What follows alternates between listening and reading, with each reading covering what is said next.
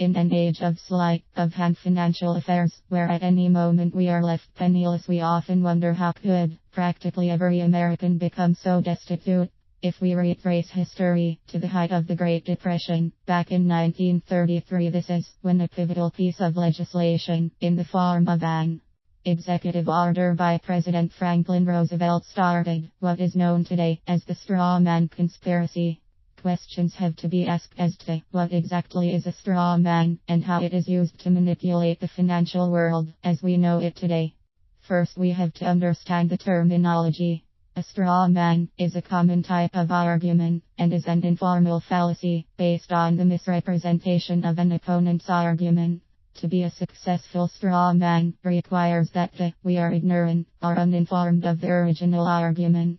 To have a straw man argument requires creating the illusion of having completely refuted an opponent's proposition by covertly replacing it with a different proposition. Using this premise in the financial world requires that an artificial person be created. Not many even realize that ever since the 1930s, every person born in the US and in Great Britain has a duplicate identity, like an illusionary and imaginary twin. One might wonder just how far and deep the financial deception that is upon us really goes. To understand this further, your straw man is an artificial person created by law at the time of your birth.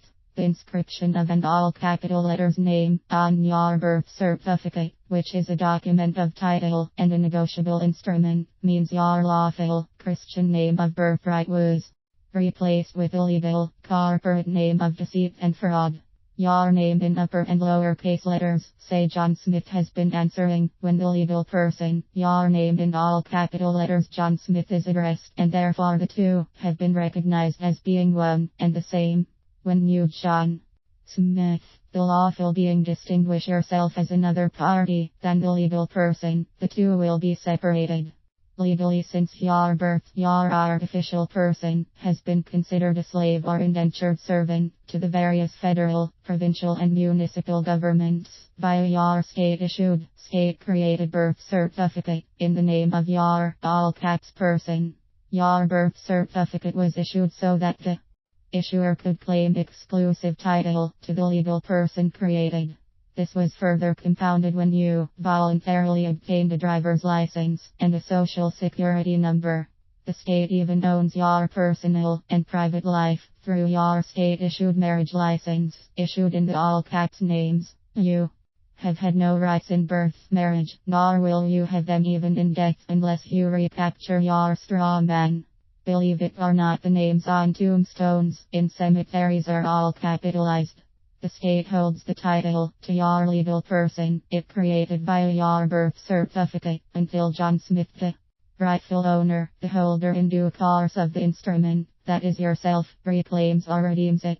Now that we know what a straw man is and how it is used today, we have to go back to the 1930s to understand how this whole deception of our identity was created in the first place. On April 5, 1933, then President Franklin Delano Roosevelt, under executive order issued April 5, 1933, declared that all persons are required to deliver on or before May 1, 1933, all gold coin, gold bullion, ampersand gold certificates owned by them to Federal Reserve Bank, branch or agency, or to any member bank of the Federal Reserve System. James A. Farley, Postmaster General at that time, required each postmaster in the country to post a copy of the executive order in a conspicuous place within each branch of the post office to ensure compliance. It virtually threatened the public with imprisonment or a hefty fine if they didn't comply with this mandate that the president issued. It should be noted, executive orders and proclamations of the president normally have no direct effect upon private persons or their property. The exception is those cases in which the president is expressly authorized or required by laws enacted by Congress to issue an executive order dealing with the legal rights or obligations of the public. The issuance of the Selective Service, the establishment of boards to investigate certain labor disputes, and the establishment of quotas or fees with respect to certain imports are all examples of legal issuance of executive orders involving the Public.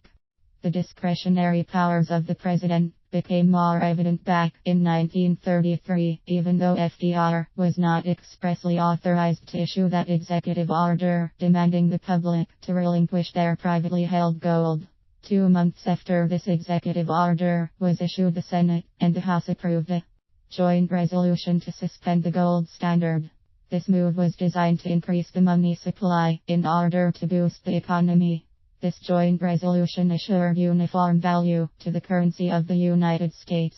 Joint Resolution HJR 192 was the key legislation that led to the onset of what is really not common knowledge today, the straw man account.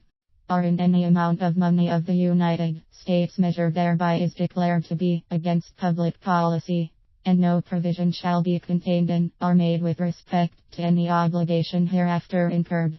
Every obligation henceforth or hereafter incurred whether or not any such provisions is contained.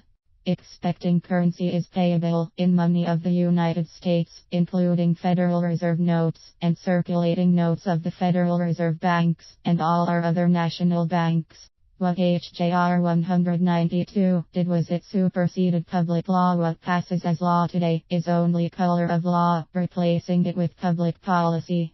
This in itself eliminated our ability to pay our debts, only allowing for their discharge.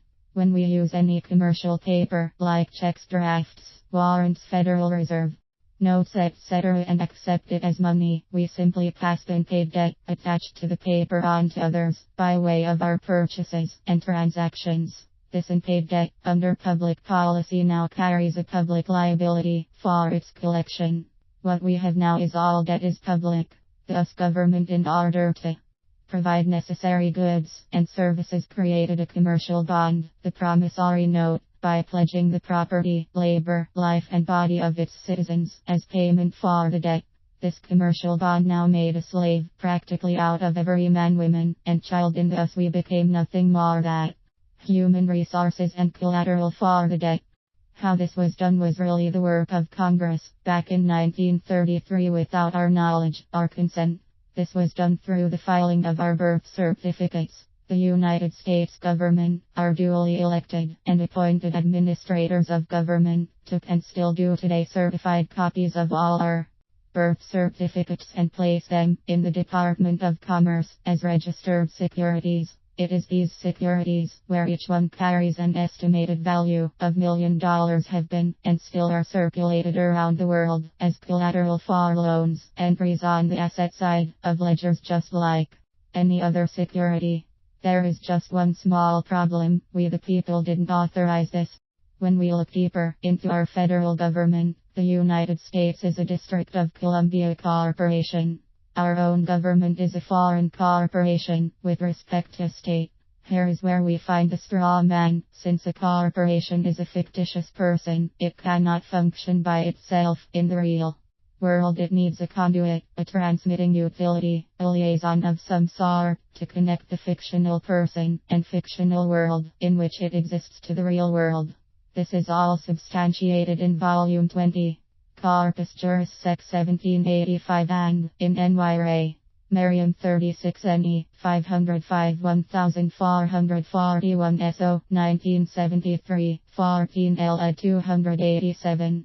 This is pretty hard to fathom, but what we can see is that in order for all this to work with both a fictitious person and the real you, there must be a connection between them. This is done by a contract, where both agree to the terms of a contract.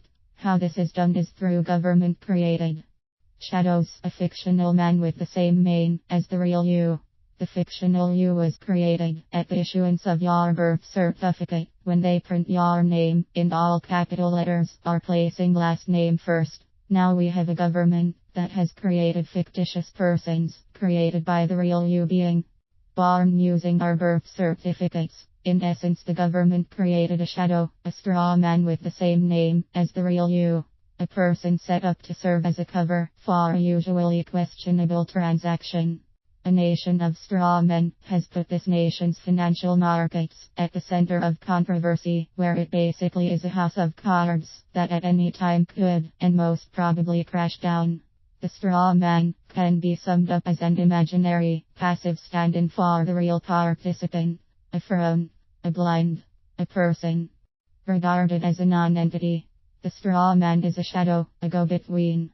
For quite some time, a rather large number of people in this country have not known that a man or woman's name, written in all caps, or last name first, does not identify real, living people. Taking this one step further, the rules of grammar for the English language have no provisions for the abbreviation of people's names, i.e. initials are not to be used. As an example, John Adam Smith is correct. Anything else is not correct. Not Smith, John Adam or Smith, John A or J Smith, or J A Smith, or John Adam Smith, or Smith, John or any other variation. Nothing other than John Adam Smith identifies the real, living man. All other appellations identify either a deceased man or a fictitious man, such as a corporation or a straw man.